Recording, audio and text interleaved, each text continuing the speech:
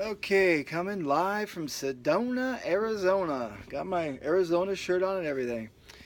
Sorry, guys, I couldn't do a live event because the bandwidth, the internet sucks here. So for the next 3 weeks, I'm gonna have to do it this way. But that's okay. So let's get started. Hope everybody's doing well. So this is gonna be recorded when you listen to it in the morning. So I'll have it posted, 7 a.m. ish tomorrow.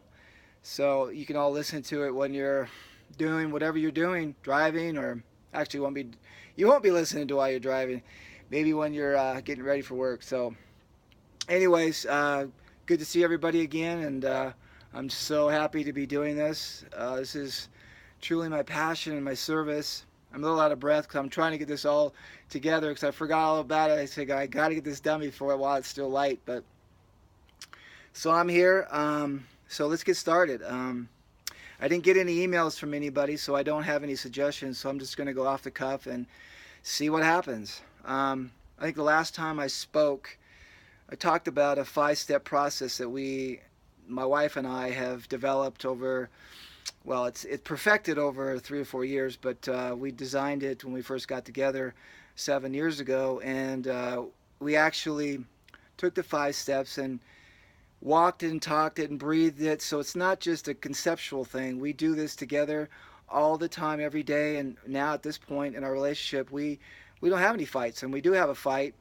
We have this process that takes seconds to move through, and we're through it.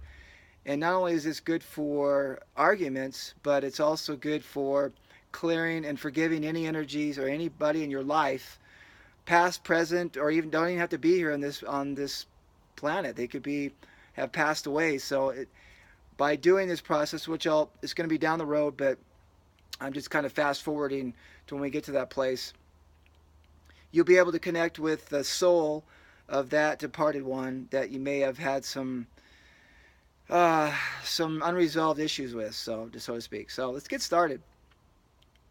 Step one is that you create your reality through your thoughts, emotions, beliefs, and actions.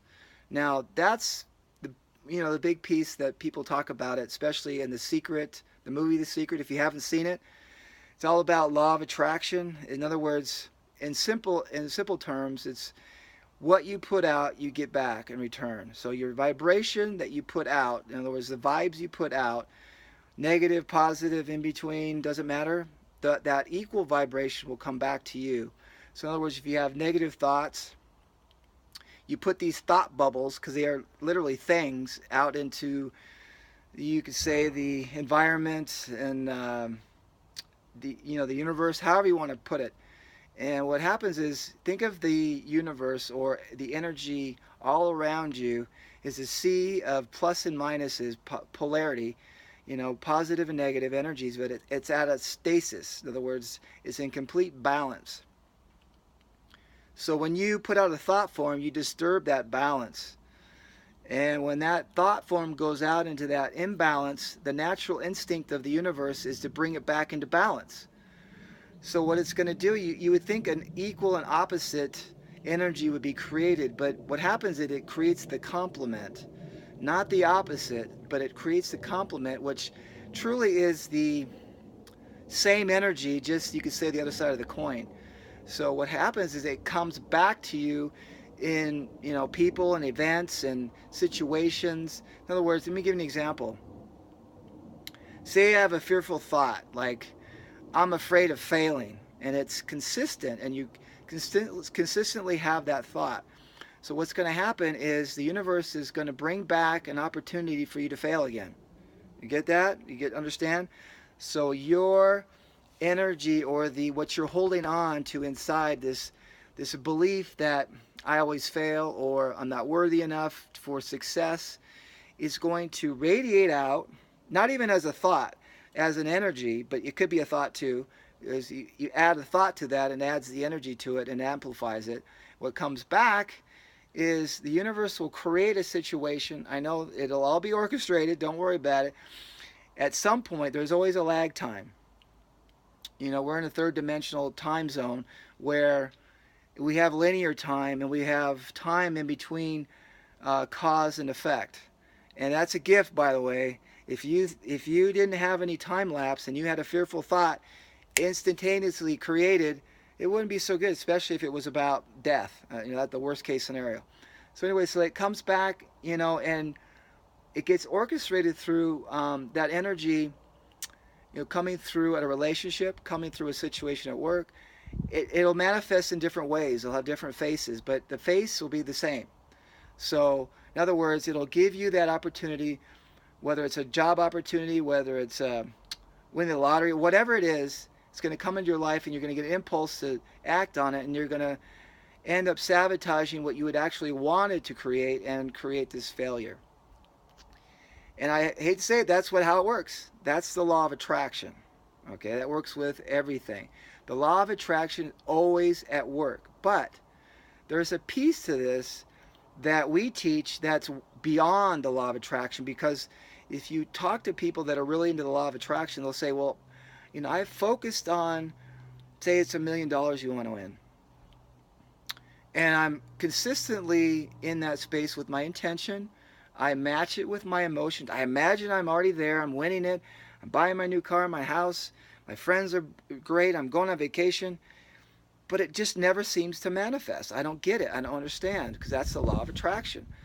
Here's the thing. The caveat is, if it's aligned with your soul script, and this is what we're going to get into, then it will manifest. Or if it's, say it's aligned, but the alignment is that you'll get that, whatever that you want, $1,000,000, and then you'll lose it. It's maybe more important that you learn the lesson from losing it. You see?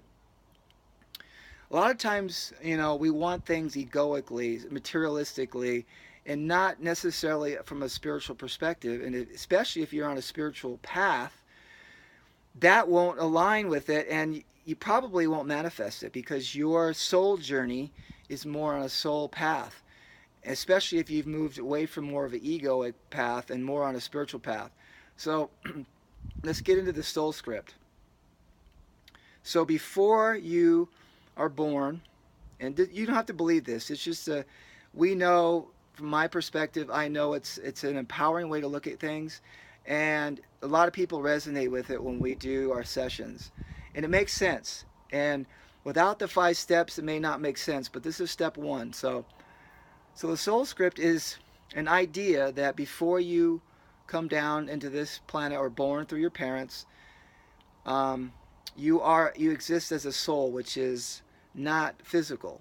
It's in the etheric or energetic. It's consciousness. It's beyond this physical form. Yes, in that space, in that state of being, you can still see, not with your physical eyes, but you can still see, you still hear, you still think, you still have all the senses, but without the physicality. So when you're in that space, when you're an eternal,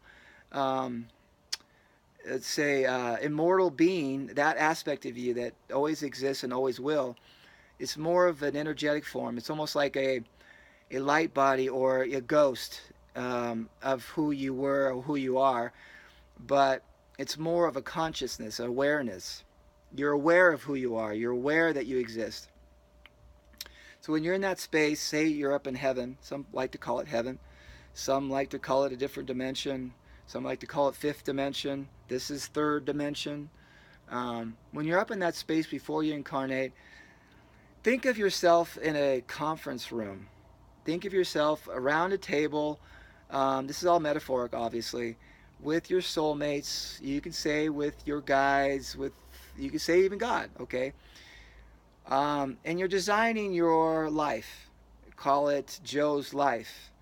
And we like to think of it as Joe's movie, because when you come down here, it's almost like scripting, creating, directing, producing, and acting in a movie. So you make these soul agreements with your soulmates up there to play different roles for you. Say, for instance, you say, you know what, this lifetime I want to master forgiveness. And that's a tough one. So what would that role player have to play for you in order for you to master forgiveness? Probably have to do something harmful, painful to you, so that you can master forgiveness. Because how do you master something without having the opposite? So in other words, think of an Olympic athlete. How do they become an Olympic athlete? They have to go through the hardest training. They give themselves the best competition.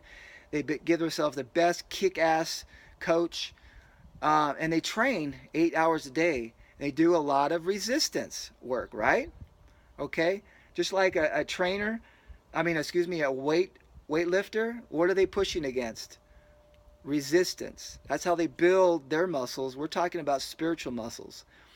So there may be we consider there's four different themes or challenges that most human beings give themselves, and plenty of more.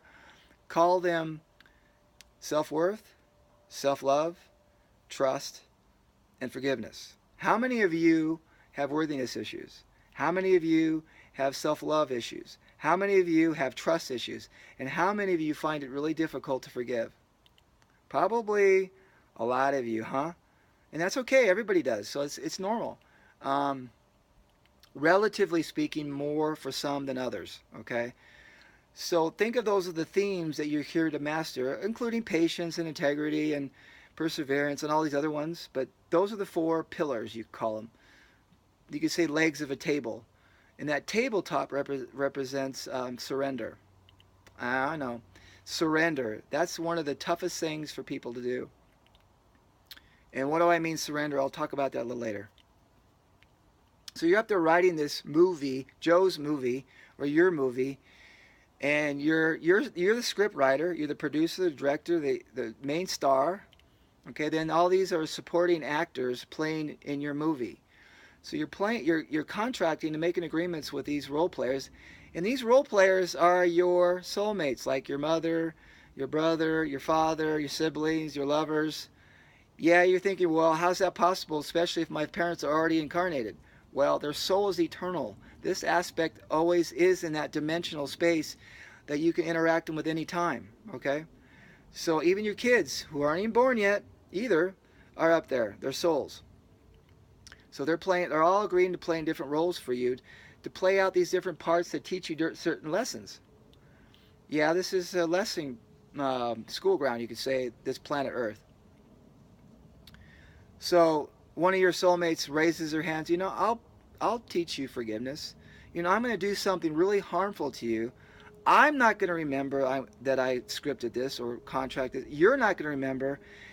And I'm going to have to play a really difficult role because I'm about to hurt you. It's really going to hurt me to be able to have to hurt you, whether it's your father, your mother. It doesn't matter which role they play. But that's a difficult role to play. And if you remembered, because you give amnesia when you come down here, you forget that you made these agreements, because if you didn't forget, it's like playing a virtual reality game. If you knew how to win every time, you wouldn't play because it'd be boring. Because the soul lives for challenge. Challenge is the spark of life. When you're moving forward in a positive direction, what happens? You get stopped with a challenge. And that gives you the opportunity to maybe go over it, go around the side of it, or think out of the box and get out of your comfort zone and challenge yourself to something new and expand your consciousness and your awareness to come up with new insights and it really get you out of the comfort zone. The soul loves challenge. So you're going to challenge the shit out of yourself, a lot of you, when you write this script. A lot of times you're up there going, I want to do this, I want to do that, I want to do this, I want to do that. And your soulmates are going, you sure you want to do all that? Because that's a lot. Up here we're invincible. Down there, not so much. Maybe your guides are saying the same thing. Maybe your angels are saying, you sure you want to do all of that? Because you're going to go through a lot of challenge. Sure, I can do it. I'm invincible. I'll write it in. No problem. Because I want to get back down there and kick ass, right? Well, so you write all these agreements, and now it's time to get incarnated through your parents. You get born in the and you're in a baby form. You're a little baby screaming, and your